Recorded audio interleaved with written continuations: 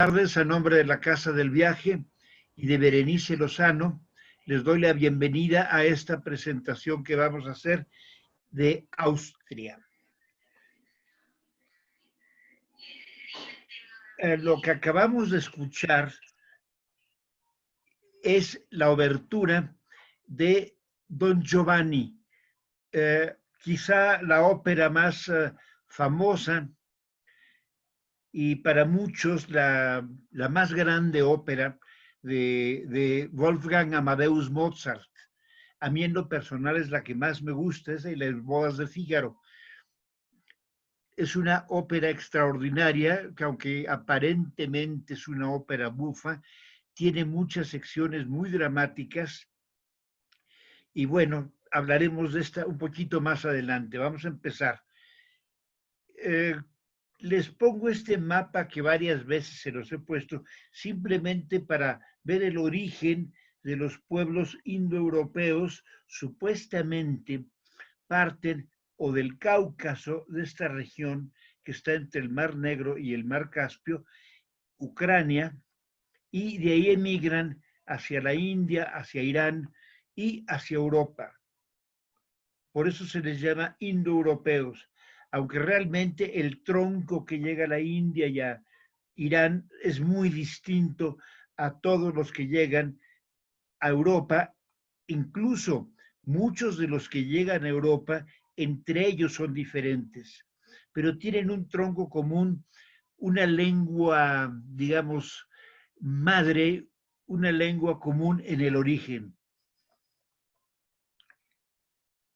Toda esta región es lo que es el Imperio Romano. Austria está en esta región. Aquí podemos ver Panonia Superior, Panonia Inferior. Son las regiones donde se encontraba Austria y posteriormente Hungría. Esta es la sección donde crece el pueblo austriaco. Alemania está aquí en el norte. Muchas veces hay gente que dice que los austriacos y los alemanes son lo mismo. En lo absoluto. Eso ni se los digan ni a uno ni a otro. Son dos pueblos muy diferentes en sus remotos orígenes, en su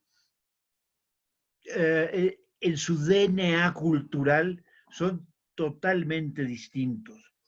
El pueblo austriaco es un pueblo del Danubio, como el pueblo húngaro, aunque el pueblo húngaro y el pueblo austriaco son distintos, pero son países del Danubio que tienen otras características de los países germánicos. Sin embargo, les muestro este mapa porque los primeros civilizadores de toda esta región fueron los romanos. Posteriormente hubo invasiones germanas, invasiones que venían desde el extremo oriente, los hunos, Atila. Atila llegó a lo que actualmente es Austria, y como toda esta parte de Europa, vamos a ponerlo, como toda Europa, siempre fue un escenario de invasiones y de ese vaivén, de esa marea de la historia en que viene un oleaje de un pueblo, es arrasado por otro pueblo, y así se ha ido formando la identidad nacional de cada uno de ellos. Esto es parte del Imperio Carolingio, y aquí podemos ver que lo que es Austria no pertenecía ya al Imperio Carolingio. Austria es esto que se llama aquí, bueno, Panonia es Hungría, parte es Hungría, y todo esto, lo que es Bohemia, Bavaria, esta es Austria, y el Imperio Carolingio se carga hacia lo que es, perdón, Alemania, y Francia. Bueno, este es un mapa de lo que es Alemania antes de que se unificara. El unificador de Alemania fue, en cierta forma, Napoleón Bonaparte. Como pueden ver, Alemania era un calidoscopio de fragmentos de principados o de pequeños principados, ducados, marquesados, pero llegaron a ser muchos, cientos de ellos. El único reino que estaba integrado como tal era el Archiducado de Austria y el Reino de Bohemia, que estuvieron mucho tiempo vinculados en el ir y venir de la historia. A veces los Habsburgos dominaban Bohemia, a veces únicamente su área de influencia era lo que es Austria o Estiria, esta región.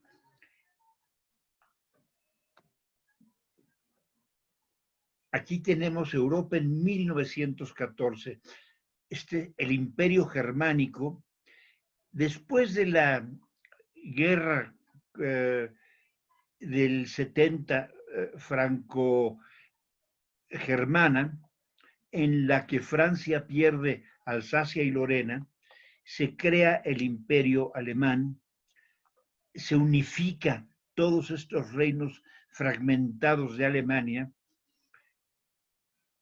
y se inicia lo que es el imperio alemán, que fue Otto von Bismarck el que unió a Alemania. Y por otro lado estaba el imperio austrohúngaro, que era el imperio de los Habsburgos.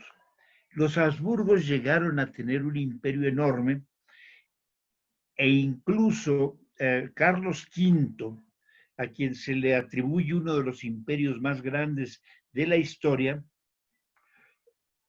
estaba leyendo en un texto de que el gran conquistador, realmente Carlos V, él heredó su imperio por cuestiones hereditarias, por matrimonios y vínculos con los Habsburgos. Él era hijo de un Habsburgo y por eso se vuelve un Austria. Y de ahí viene la dinastía de los Austrias en España. Realmente la conquista de España es toda la conquista que hacen de América, de lo que es Nueva España y Perú y todos los países de Sudamérica. Pero Carlos V, como conquistador, él realmente no conquistó nada.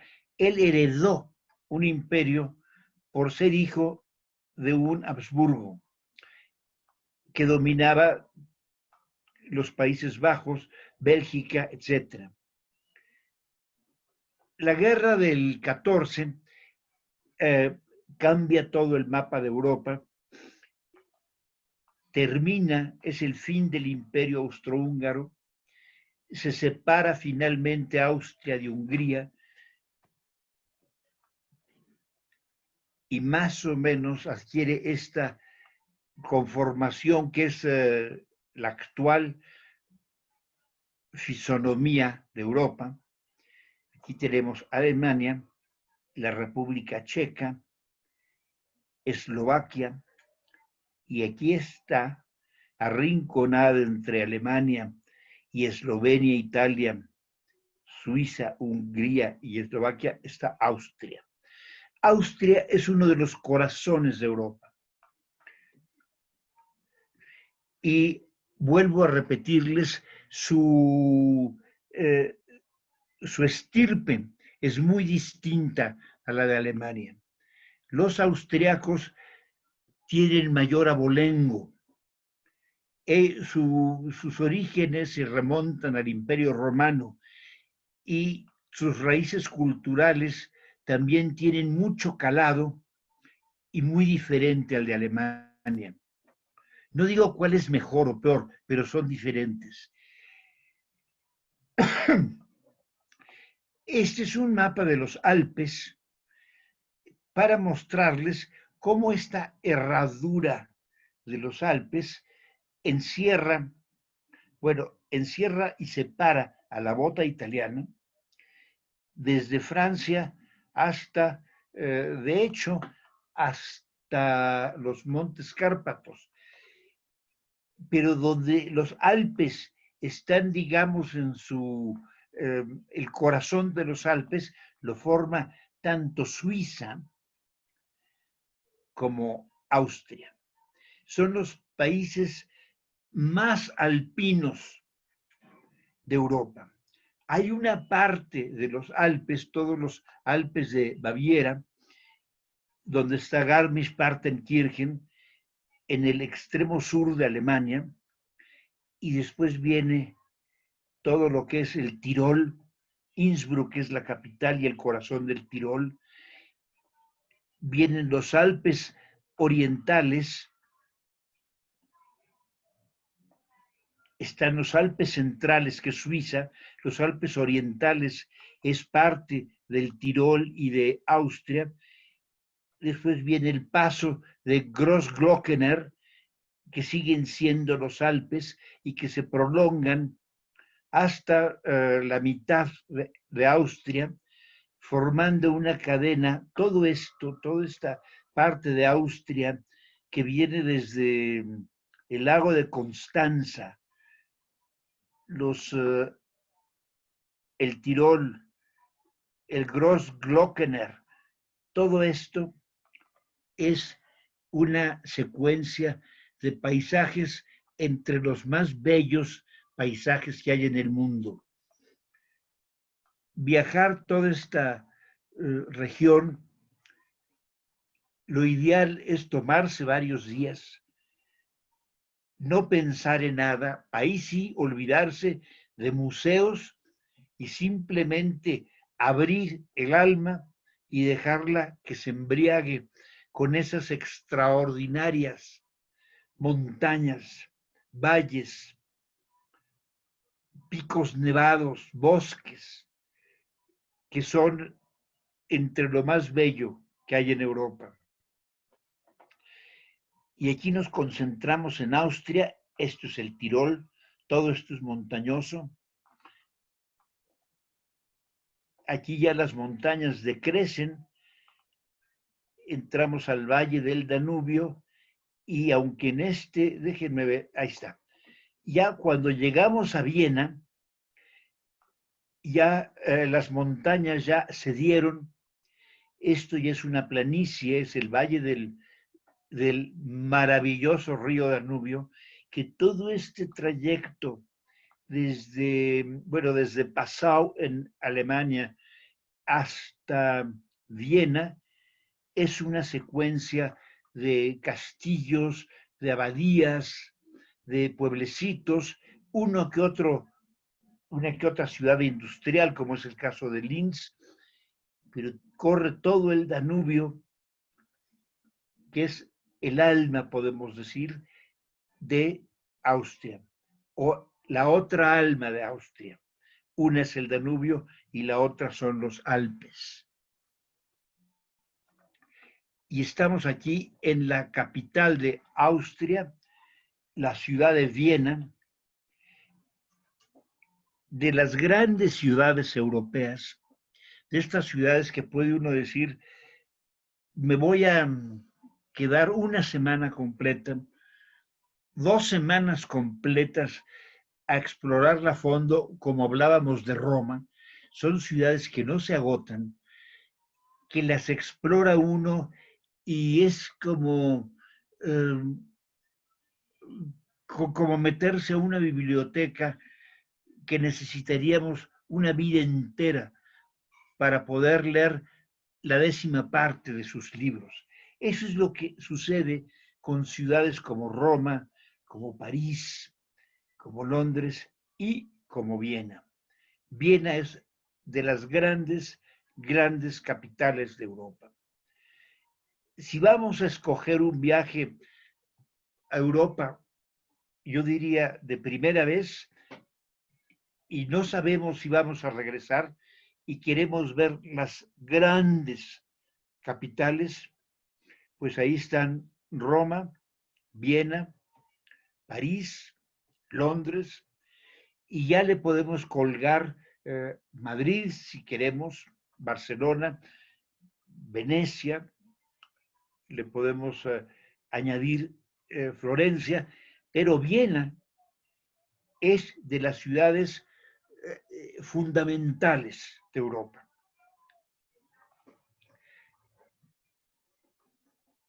Además, toda la fisonomía de Viena fue producto desde la época empieza con María Teresa de Austria, pero se engrandece bajo el reinado de Francisco José. Lo que hizo Francisco José fue lo mismo que hizo el barón d'Haussmann en París. Hagan de cuenta que tiró barrios enteros, levantó palacios, abrió grandes avenidas. En el caso concreto de Viena, abrió una avenida en forma de círculo, que es el Ringstraße, que es, digamos, el corazón de Viena y es donde están los más importantes palacios de Viena. Aquí estamos frente al palacio de Schönbrunn, que no está en el Ringstraße, pero es un palacio inmenso, gigantesco, que fue residencia también de los Austrias, de los Habsburgos, era residencia junto con el Hofburg, que es el Palacio Real. Los dos son inmensos, no sé realmente cuál es más grande, pero son dos de los palacios más impresionantes, más opulentos, más espectaculares de Europa. Todos tienen algo, algún toque versallesco. Versalles fue el modelo, digamos, el molde en el cual se basaron muchos de los grandes arquitectos que hicieron el Hofburg, el Palacio de Schönbrunn, Amalienburg, otros palacios en Europa, con base a Versalles. Y Versalles es el más grande, pero cuando vemos estos palacios como Schönbrunn o como el Hofburg, de verdad nos pasman. Son inmensos palacios y sus habitaciones, sus salones, de una opulencia, de un lujo, de una grandiosidad que nos habla de monarcas, de un poderío que en América no hemos conocido. Este es el Hofburg, es decir, el Palacio Real. Era la residencia oficial de los Habsburgos. Como les comenté, Schönbrunn también era una residencia oficial. Muchas veces María Teresa lo utilizó, pero Hofburg era la residencia oficial. Donde se encuentra el Hofburg, toda el área central de la ciudad de Viena, en torno al Palacio Real, es donde están los más importantes museos y palacios.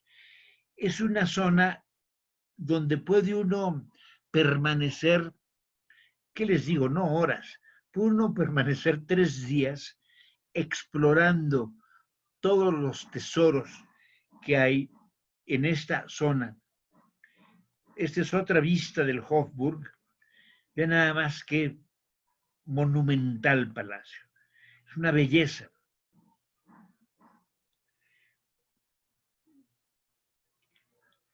Y se puede afirmar que el Hofburg, es el corazón de la ciudad de Viena y por lo tanto el corazón de Austria, el corazón del Imperio Habsburgo. Este palacio que tenemos enfrente Esta es la Plaza María Teresiana. Aquí está el monumento de María Teresa y este palacio es el Museo de Historia del Arte. Es uno de los grandes museos de historia del arte y de arte de Europa.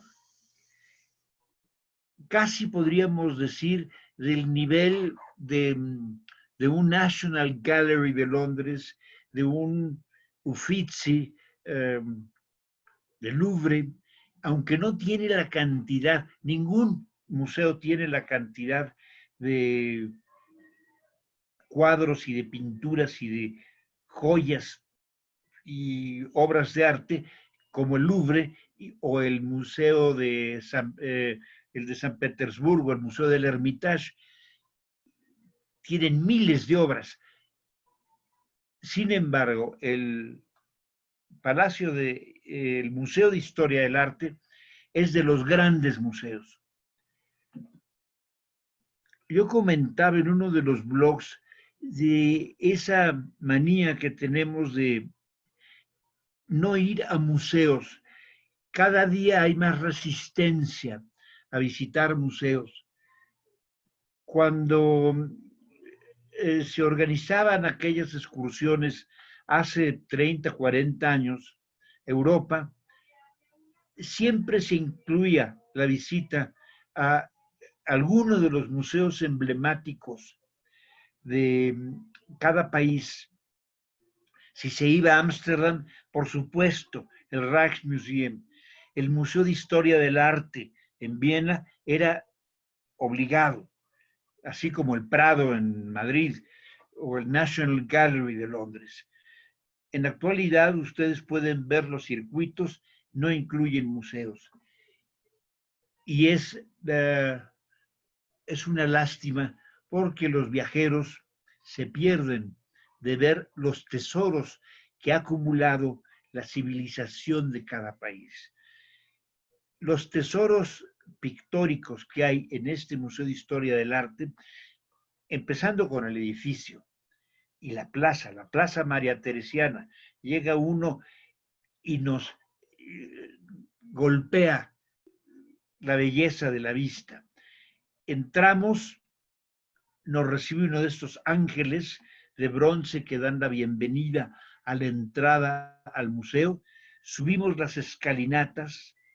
Aquí vimos una de las esculturas, es Teseo, es una copia, no es un original de una escultura grecorromana. Subimos las escalinatas. El palacio en sí es grandioso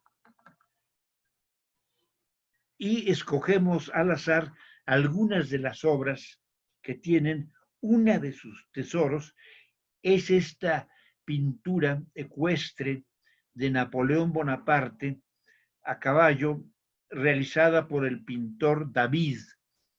David es ese pintor neoclásico, no sé si se los comenté, él originalmente era totalmente neoclásico, después se volvió pintor revolucionario, él pinta el asesinato de Marat, el cuadro de Marat asesinado, que es yo creo que es su obra maestra, pero cuando llega Napoleón, como es un gran pintor, él hace retratos de Napoleón que a Napoleón le encantan, porque Napoleón aquí se puede ver en toda su esplendor, en el esplendor de su ego. Acuérdense que dentro de sus grandes cualidades como legislador, como militar, y que tenía cualidades también en el sentido humano, tenía un ego del doble del tamaño de su imperio. Y verse así a caballo con el viento azotando su capa, levantando la mano como un profeta, el caballo respingando con su crin alborotada, bueno, a Napoleón esto lo pasmaba. lo enloquecía. Yo creo que él veía este cuadro y se enamoraba de sí mismo, no podía dormir. Igual que cuando ponen en París la columna Vendôme, pero es una de las obras maestras de David. Y curiosamente, a pesar de que los austriacos no llevan un recuerdo grandioso de Napoleón, porque conquistó el Austria, aunque no hizo destrozo y medio, pero pues fue un conquistador, un invasor de Austria, ahí lo tienen, ya que la pintura es una de las obras maestras del arte napoleónico. Tenemos este Rafael, una de las pinturas de Rafael, de las más bellas. Les comentaba el otro día que yo no soy muy pro Rafael, se me hace a veces demasiado dulce, pero hay que reconocer que era un extraordinario pintor. Se dice que todas sus vírgenes eran sus amantes. Esta virgen es una belleza de muchacha, es otro de los tesoros, de los muchos tesoros. No podía faltar un Velázquez. Ahorita nos podríamos poner a hablar de Velázquez y de sus cualidades como pintor cool, ¿verdad? Un pintor que no se apasiona, al contrario, es muy tranquilo, pero no es el espacio. Ya tendremos oportunidad de hablar de este maestro, y esta es la princesa Margarita.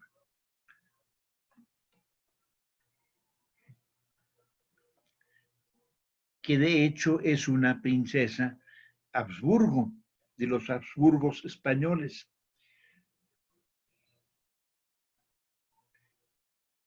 Recuerden que Velázquez, él trabajó con, ay, ahorita, Luis, no era Luis, era Felipe, con Felipe IV, que fue precisamente el último de los Austrias, el último Habsburgo en España.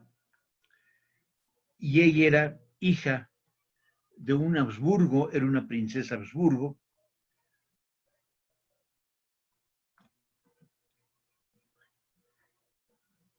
Este es uno de los cuadros más valiosos, más cotizados, más admirados del Museo de Historia del Arte. Es un Vermeer, que se llama la clase de pintura o la clase de música. Vermeer pintó pocos cuadros, alrededor de 40. Cada uno de ellos es una joya. Muchos expertos lo consideran el maestro de los maestros, el más grande pintor holandés. En el impresionismo, la admiración de Vermeer llegó a unos niveles de veneración por el manejo de las luces. Él pintaba la luz tal como la veía, no como la luz de un estudio, con todos sus matices, y pintaba escenas de la vida diaria. Generalmente las obras de Vermeer no son gente posando. En este sentido, él se adelantó al impresionismo, del cual ya hablaremos. Es más, podemos, así como tuvimos nuestra clase de pintura rusa, podemos hablar cuando lleguemos a Francia, dedicarle una sesión al impresionismo, que es una de las etapas más bellas en toda la historia del arte. Y de Bruegel, de Peter Bruegel, el viejo, hay varias pinturas famosísimas, como esta que es la Torre de Babel.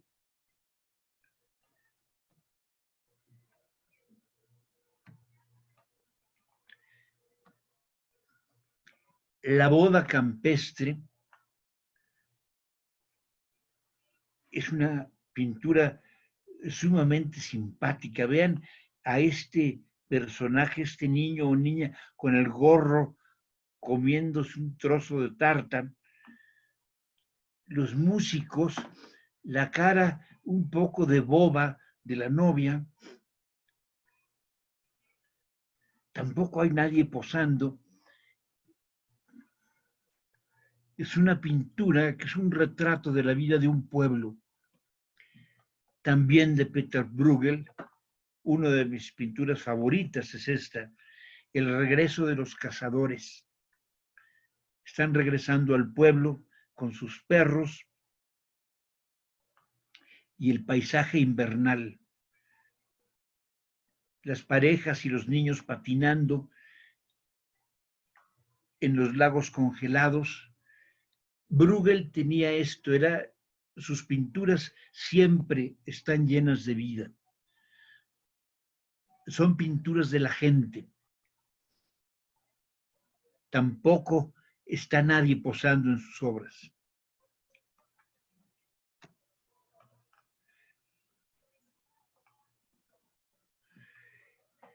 Este es el retrato, este es de Tiziano, y es un retrato, es curioso, porque esta mujer, que fue una gran mujer, una admirada, Isabel d'Este, el cuadro Tiziano lo pintó cuando ella tenía 60 años. No estaba bien conservada. Ella le pidió a Tiziano que la rejuveneciera, que le devolviera su esplendor original. Lo mismo hizo con Rubens. Ella era una mujer muy culta, fomentó las bellas artes, una mujer muy querida por su gente, por el pueblo. Fue uno de los grandes personajes del Renacimiento italiano, Isabel d'Este.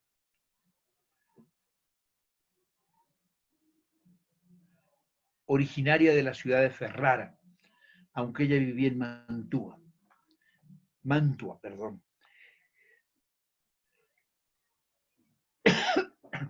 Este es el Caravaggio. Vean estos colores, estas luces. A Caravaggio lo criticaban porque decían que todo lo iluminaba con luz de cárcel o luz de cueva. Y este es una pintura, un fragmento de una pintura de Judith y Holofernes.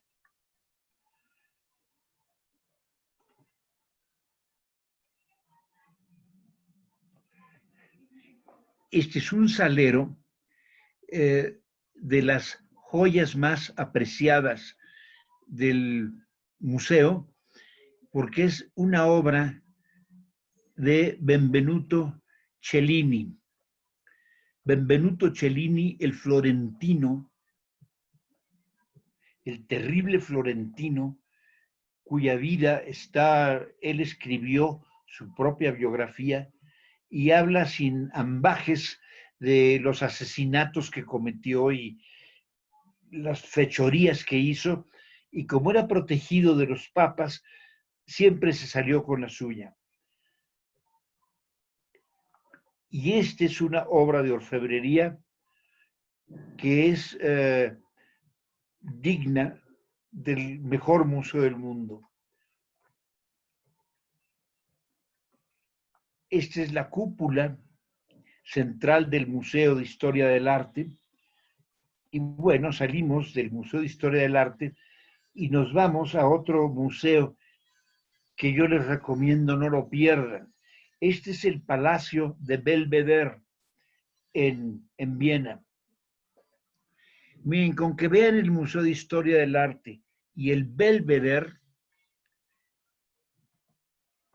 es donde está toda la pintura moderna, y ahí están los grandes cuadros de Klimt. Klimt es este pintor austriaco que pertenece a lo que le llamaron la Revolución Rosada o la Apocalipsis Rosada. Es este periodo entre 1880 y 1920, esos 40 años en el cambio de siglo que terminan con la guerra mundial, con la Primera Guerra Mundial, y surge, por un lado, llega a su esplendor el Art Nouveau y surgen pintores muy distintos a toda la tradición y que no pertenecen a ninguna tradición. Surge el cubismo, por un lado, surge la pintura abstracta, los Fauves, pero en Viena surge una escuela de pintura que es absolutamente vienesa y cuyo gran maestro es Klimt. Klimt, Egon Schiele y Oskar Kokoschka, que es indefinible. Este se llama El Beso. La pintura es extraordinaria. Él utiliza hoja de oro, juegos de colores, fragmentos negros, motivos totalmente abstractos, y dentro de todo este mundo, la cara bellísima de la muchacha embelesada en un rapto, en un abrazo de amor. Ella es Adele Bloch.